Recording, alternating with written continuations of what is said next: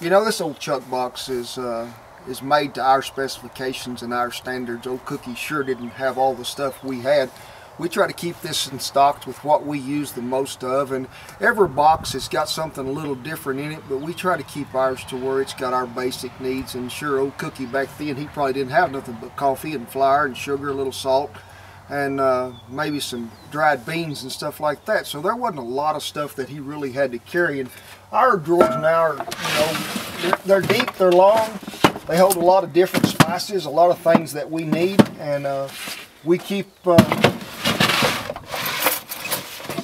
all the silverware in one.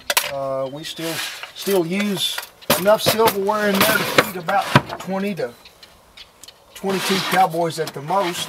And I mean, it's just your basic utensils, whatever kitchen might have in it. There ain't nothing fancy here. We do have one thing. It's a Martha Stewart biscuit cutter that we use. It's a green chili can. And but like I say, me and Shannon have made this to our specifications, so you can keep in your drawers what you need, but it's got everything in our chuck box that you can find in your house in the kitchen, whether it be spatulas, whisk, anything in the world. So it's pretty simple, pretty basic. And old Cookie sure didn't have all this that we got, I promise you. He had less stuff than what we carry. A lighter load, I promise you. But we keep, we have old cream cans that we use to keep our flour and sugar in. Our old bean pots, all our old wash basin stuff, mixing bowls on the other side.